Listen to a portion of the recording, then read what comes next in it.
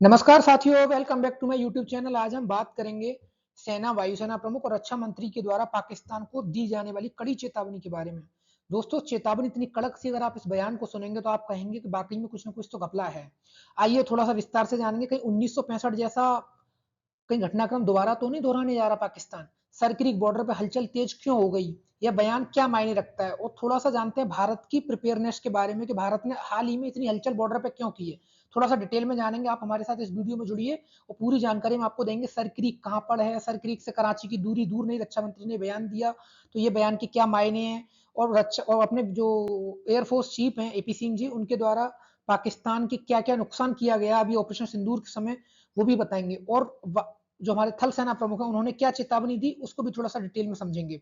जुड़े रहिए आप हमारे साथ। देखिए, India Pakistan tension strategic analysis, तो थोड़ा सा पढ़ते हैं बयान। हमारे जो आर्मी चीफ हैं उनकी तरफ से बयान आया, वांट टू से ऑन द वर्ल्ड मैप और स्टॉप बैकिंग टेरर। उन्होंने कहा कि पाकिस्तान को नक्शे पर रहना है या फिर नहीं, और उनका बयान था कि India would not so restraint next time. उन्होंने कहा अब की बार हम लोग संयम नहीं दिखाएंगे। फिर उन्होंने कहा, और तीसरा बयान उन्होंने ये दिया कि जो भी पाकिस्तान के साथ कोई हिमाकत हरकत की गई तो इसका जवाब ऐसा देंगे कि भूगोल मिटा देंगे। साथियों, ये बयान अपने आप में बहुत ज्यादा मायने रखते हैं। जैसा आप देख पा रहे हैं, एनडीटीवी की हेडलाइन, द हिंदू की खबर, टाइम्स ऑफ इंडिया की हेडलाइन। थोड़ा सा जानते हैं ऑपरेशन सिंदूर के बारे में। आपको पता ही होगा, 7 मई को स्टार्ट हुआ था, 10 मई को इसका समापन हुआ। भारत ने पाकिस्तान के 9 से ज्यादा एयर बेसिस और टारगेट कैंप्स को तबाह किया, जिसमें मुरीद के शामिल था और रहीम यार खान जैसे बेसिस शामिल थे, जहां पाकिस्तान के बेसिस पे यूएस के F-16 हैंगर्स के अंदर थे, उनको भी टारगेट किया गया, जो कि सैटेलाइट इमेजेस में साफ साफ दिखाता। लेकिन उसके बावजूद पाकिस्तान ने अपने आप को बड़ा वो दिखाया। तो आपको ऑपरेशन सिंदूर के बारे में सारी जानकारी होगी, अगर नहीं हो तो आप आई बटन पर क्लिक करिए, वीडियो को देख सकते हैं। दोस्तों, जानते हैं ऑपरेशन सिंदूर, मैंने आपको बताया अभी कि ऑपरेशन सिंदूर में टारगेट किया था लश्कर ए तैयबा और जैसे मोहम्मद के टेरर कैंप्स को इंडिया ने। लेकिन पाकिस्तान की तरफ से रिटेलिएशन हुआ, तो फिर इंडिया ने पाकिस्तान के मिलिट्री स्ट्रेटेजिक एयर बेसिस को टारगेट किया, और ये इतना भयावह था कि आप अंदाजा नहीं लगा सकते। उसे 10 तारीख तक ही सरेंडर करना पड़ा पाकिस्तान को। हाल ही में फिर एयरफोर्स चीफ थे एपीसी, उन्होंने भी बयान दिया कल ही। एक साथ ये तीनों बयान आए हैं। आप समझ के क्रोनोलॉजी समझिए। आप पहले हमारे आर्मी चीफ का बयान आया, उससे पहले हमारे रक्षा मंत्री जी ने बयान दिया था, अब हमारे एपी सिंह जी ने क्या कहा वो भी समझिए। एयरफोर्स चीफ ने, उन्होंने कहा हमने कि अगर पाकिस्तान मनोहर कहानियां सुनाना चाहता है तो सुना सकता है। अगर वो ये कहता है कि हमने इंडिया के 10 गिरा दी तो अच्छी बात है, गिरा दिया, आप मनोहर कहानियां सुन सकते हैं। पहले एक मनोहर कहानी करके एक मैगजीन आती थी, अगर आप लोगों को ना पता हो तो उन्होंने कहा कि अगर उन्हें मनोहर कहानियां पसंद है तो सुन सकते हैं, कोई परेशानी नहीं है। दूसरा, उन्होंने बताया कि लाइकली JF-17 और F-16 जैसे हमने फाइटर जेट्स को गिराया, एक एबिस्कस को गिराया। पूरा उन्होंने एनालिसिस दिया कि हमने उनका इतना लॉस किया। लेकिन भारत के अंदर बैठा हुआ सबूत गैंग आज भी यह चीज पूछता है कि कितना लॉस किया। दोस्तों, एक बात हमेशा याद रखो, जब भी मिलिट्री जैसे ऑपरेशन होते हैं ना, तो नैरेटिव वॉर बहुत बड़ी चीज होती है। हमारा माल, एक बात मान लो, हमने किसी के चांटा मार लिया। अब चाटा मार लिया, भले हमारे हाथ में लग जाए, उससे क्या मैटर, हमने तो चाटा मार लिया ना। तो यही चीज आर्मी का होता। आर्मी का जो मोटिव था, जो अपनी इंडियन आर्मी का, अपनी भारतीय वायुसेना, अपनी मिलिट्री का जो मोटिव था, उन्होंने वो अचीव किया। घर में घुस के मारा, एक न्यूक्लियर पावर को मारा। आप इस बात को सोच के देखिए, हमारा क्या नुकसान हुआ वो हमारे मैटर नहीं करता भाई। हम किसी के घर में घुस रहे हैं, मार रहे हैं, तो नुकसान तो होगा। लेकिन उन्होंने साफ कहा, अगर वो ऐसा जैसा बोल रहे हैं वो, तो मनोहर कहानियां वो सुन सकते हैं, उसमें कोई परेशानी नहीं है। ऐसा सख्त बयान। दूसरा, उन्होंने कहा कि अगली बार अगर हम टारगेट ऐसा करेंगे कि हमारे पाकिस्तान के जितने भी एरिया है ना, हमारी सारी जिद में है, कहीं भी छुपा ले वो। उन्होंने बोला कि हमें ऐसी न्यूज आ रही है कि पाकिस्तान के कुछ जो स्ट्रेटेजिक, मतलब कैसे बोले, जो आतंकवादी अड्डे हैं, जिन्हें वो, उनके लिए तो स्ट्रेटेजिक है ना, हमारे लिए आतंकवादी, उनके लिए स्ट्रेटेजिक है वो, क्योंकि उनको पाल पोस के रखता है ना। ओसामा बिन लादेन जैसे आतंकवादी पाकिस्तान में पाए जाते हैं, तो उनको पाल पोस के रखता है पाकिस्तान। उन्होंने बोला कहीं भी छिप जाए या दोबारा से रीनिर्माण क्यों ना कर लो, अब की बार हमारी मिसाइलों की रेंज पाकिस्तान के हर कोने कोने तक है। फिर आगे, उसके बाद फिर रक्षा मंत्री राजनाथ सिंह ने यह बयान दिया कि any miss adventure by Pakistan in sir creek will invite decisive response. सोच रहे हो आप, कितना बड़ा बयान था। रक्षा मंत्री जी गुजरात में थे, कच्छ के पास में थे, वहां पे आर्मी चीफ भी साथ में थे, तो उन्होंने ये बयान दिया कि अगर पाकिस्तान के द्वारा कोई हलचल की गई, कहाँ, सर क्रीक। मैं आपको विस्तार से बताऊंगा ये सर क्रीक क्या है, कहाँ है सर क्रीक, सर क्रीक का इतिहास क्या है, भारत और पाकिस्तान के बीच में क्या विवाद है, कितनी बार राउंड टेबल हो चुकी है, सारी चीज मैं आपको डिटेल में बताऊंगा। अगर कोई मिस एडवेंचर होता है तो उसका हम डिसिसिव रिस्पॉन्स करेंगे, रक्षा मंत्री का ये बयान था। क्योंकि दोस्तों, वहां क्या है ना, सर क्रीक के अंदर पाकिस्तान कुछ निर्माण कार्य कर रहा है, अपनी आर्मी की प्रेजेंस को बढ़ा रहा है, तो इसको देखते हुए रक्षा मंत्री ने बयान दिया। उसके बाद एयरफोर्स चीफ ने जो बयान दिया, आप सुनिए थोड़ा सा। Drought because of this आप strikes, इस there बयान have को been सुनिए। radars at least 4 places, command and control centers at 2 places, runway, of course, damaged at 2 places.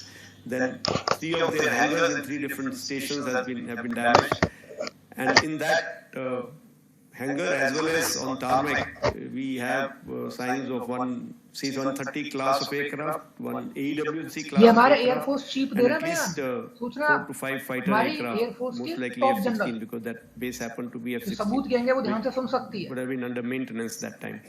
Along with that, one SAM system which has been destroyed. And so these are the strikes that the destruction that has taken place on ground by our strikes.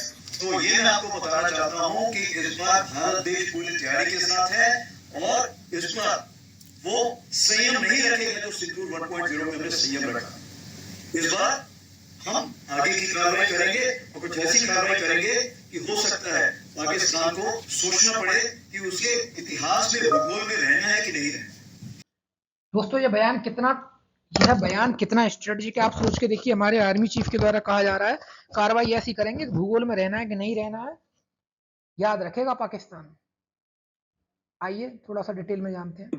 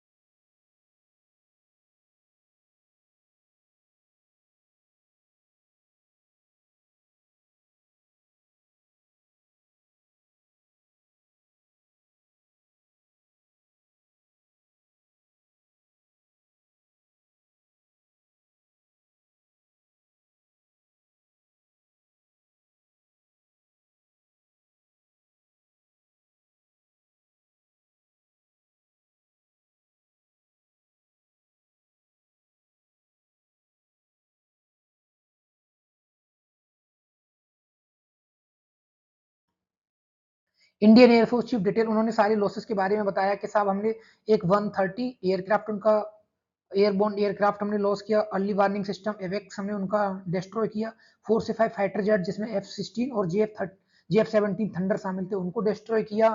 सोच रहा कितनी बड़ी बात है, जिसका उन्नत किस्म का विमान पाकिस्तान का जो अमेरिका के द्वारा दिया गया था उसको भी हमने डिस्ट्रॉय किया। लेकिन पाकिस्तान है वो कुछ भी कह सकता है, वो तो ये कहो एशिया कप लाइव था उसको भी कह सकता था कि अरे भाई साहब हम जीते हैं हम।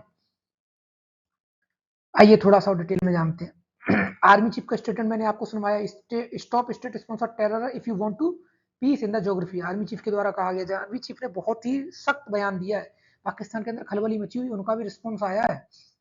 एयरफोर्स चीफ ने तो मैंने आपको बताया कि 4 रडार 2 कमांड सेंटर हमने उनके डिस्ट्रॉय किए, 12 से 13 एयरक्राफ्ट हमने डिस्ट्रॉय किए, फर्स्ट स्केल ड्रोन कॉम्बैट, ये सारी चीजें। डिफेंस मिनिस्टर ने भी कहा कि India will not restrain in any future operation, Sir Creek highlighted as a new potential flash point. अब दोस्तों मैं आपको बताऊंगा सर क्रीक के बारे में बताऊंगा कि क्या बयान है सर क्रीक। अच्छा आप इसका ग्लोबल इंप्लीकेशन एक बार देखें तो India asserting strong stance against terrorism. पहली चीज तो इंडिया की डॉक्ट्रिन पूरी तरह चेंज हो चुकी है, इंडिया अब अग्रेसिव मोड में है अगेंस्ट टेररिज्म, समझ रहे हैं ना आप, against terrorism, all form of terrorism. Second, global powers को मैसेज देना है कि इंडिया विल रिटेलिएट, अगर कोई भी हिमाकत की गई तो इंडिया ऐसा रिटेलिएट करेगा कि याद रखेगा US Russia China monitoring South Asia closely. दूसरा, possibly diplomatic isolation of Pakistan, इसका एक और इंप्लीकेशन हो सकता है कि पाकिस्तान का डिप्लोमेटिकली आइसोलेशन किया जाए टेररिज्म के बेसिस पर, be remember the word terrorism के बेसिस पर, ओके। और third, boost India's image as anti terror leader और मिलिट्री इंफ्रास्ट्रक्चर के अंदर इंडिया की ग्लोबल पावर को एम्पावर करना। अब दोस्तों थोड़ा सा बताते हैं सर क्रीक का इतिहास।